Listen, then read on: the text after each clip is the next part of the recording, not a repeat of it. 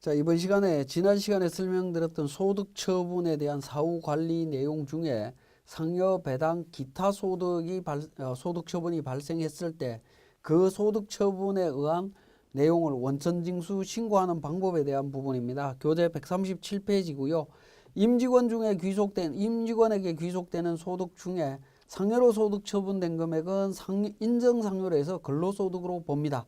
이 인정상여는 근로를 제공한 날의 수익금액으로 보기 때문에 법인세 신고일 다음 달 10일까지 연말정산 재정산에서 신고 납부해야 된다라는 부분이고요. 반기별 납부자도 반드시 다음 달 10일까지 신고 납부해야 됩니다. 우리 교재 138페이지의 사례를 통해서 한번 보면 원천징수 이행상황신고서 작성 방법이라고 나와 있는데, 사례를 보면 12월 말 법인으로 2017년 정기 신고 시에 소득처분 1명 1억 추가 정산세액 3천만 원이 나왔다라고 가정을 하죠. 그러면 우리 법인 조정에서 소득금액 및 소득금액 조정합계표에 보면 이렇게 이제 상여로 처분된 금액들을 말합니다. 이렇게 상여로 처분된 금액이 1억 원이 나왔다라고 가정을 하면 그 1억 원에 대해서 우리 소득 자료 명세서를 제출하게 되는데, 인정상여 3천만 원에 원천징수할 세액인데 연말정산 여부가 있죠. 연말정산여로 체크를 합니다. 인정상여는 연말정산 대상이기 때문에 연말정산여로 체크해서 원천징수할 세액은 제로가 됩니다. 왜냐하면 재정산에서 정리가 다 되었다라고 보기 때문에 원천징수할 세액은 제로로 보고 신고 여부 소득자를 정리를 해서 해주시면 되고요. 연말정산여로 하게 되면 비고에 연말정산 원천징수 필이라고 하는 내용이 나타나게 됩니다. 자, 이런 형태로 정리를 해서 법인세 신고는 마감을 하고요. 자, 원천세 신고는 어떻게 하냐면, 자, 우리 원천징수 쪽으로 갑니다. 그러면 17년도 법인세 세무조정 시에 인정상여가 나왔기 때문에 그 인정상여가 나온 사람에 대한 연말정산을 다시 합니다. 그래서 연말정산 추가자료 입력으로 가셔갖고, 자, 백두산이라고 하는 사원에 대해서 이미 연말정산이 완료가 됐습니다. 완료가 됐는데 인정상여가 발생을 했다라고 하면 소득명세 쪽에 가시면 과세 대상 추가, 인정상여 추가라고 하는 메뉴가 있습니다. 자, 여기에서 더블 클릭을 하셔서 인정상여 금액을 추가로 입력을 합니다.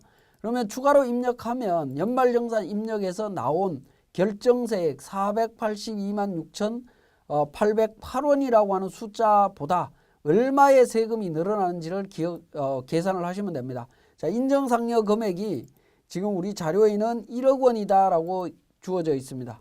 그래서 1억 원을 입력을 하고 확인 버튼을 누르고 연말정산을 다시 하게 되면 3,300 정도가 늘어났죠. 그죠? 3천만 원 정도가 늘어났습니다. 세액은 정확하지는 않습니다만은 3천만 원이라고 가정을 하겠습니다. 자, 그러면 연말정산을 재정산해서 마감을 하고 근로소득 원천징수 영수증을 다시 출력을 합니다. 다시 출력을 하면서 우리 수정신고서 작성하듯이 기존 신고 내용을 빨간색으로 전부 다 기록해서 지급명세서를 다시 제출을 해주시면 되겠습니다. 그리고 추가세액은 2018년도로 연말정산 자금연도를 바꿉니다. 2018년도로 가서, 자, 2018년도 원천징수 이행상황신고서를 작성을 합니다. 자, 작성을 하는데 보시면 사례에서 17년도 상여처분도 있었고 18년도 근로소득도 있습니다. 8천만 원에 95만 원 세금이 있습니다. 그러면 3월달 급여를 3월달에 지급을 했기 때문에 지급한 내용에 대해서 불러오기를 하게 되면 2천만 원에 95만 원에서 원천징수 이행상황신고서가 만들어져 있습니다. 자, 이 부분 그대로 마감해서 신고를 하시고 세금 납부하시면 됩니다.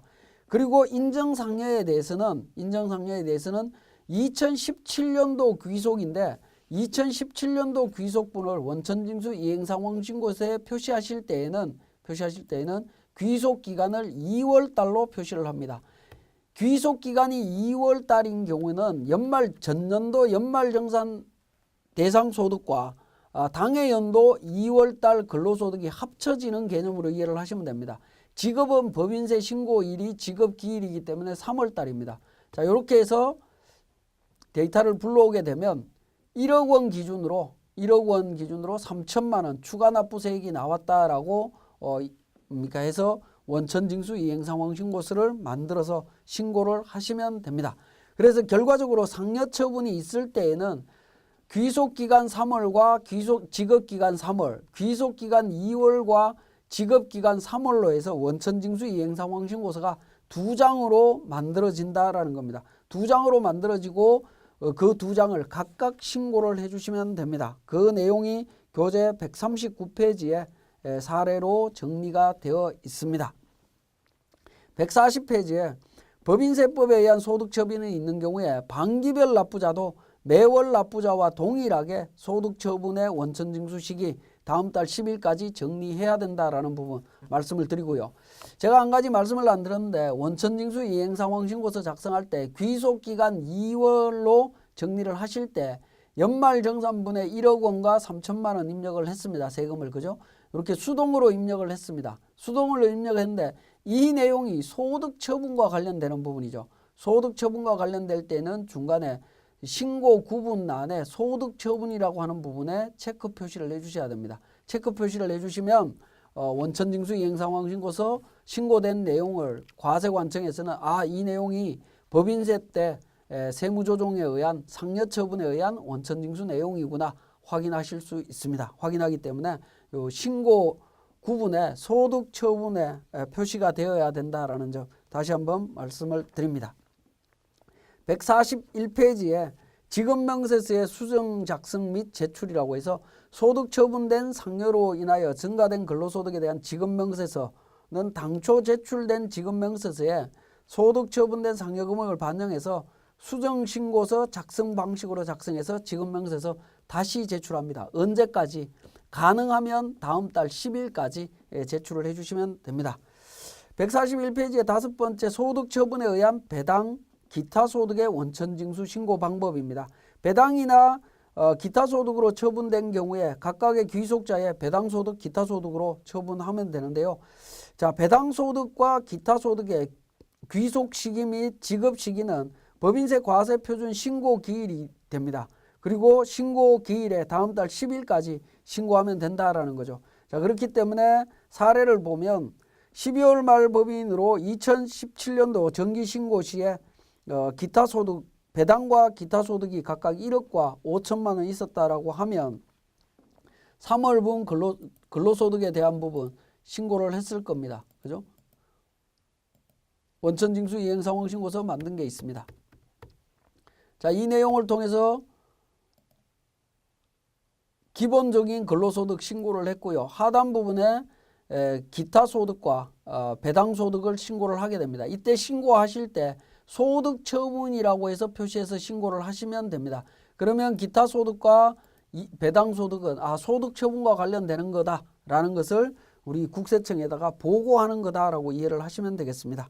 자, 142페이지에 지급명세서 작성 제출이라고 하는 부분이 있는데요. 자, 지금 배당과 기타 소득으로 소득 처분된 소득에 대한 지급명세서는 과세표준 신고일이 속하는 다음 연도 2월 말까지 제출하면 됩니다. 따라서 상여로 소득 처분된 경우에 수정해서 제출하는 거하고 다르다라는 점 기억하시면 되겠습니다.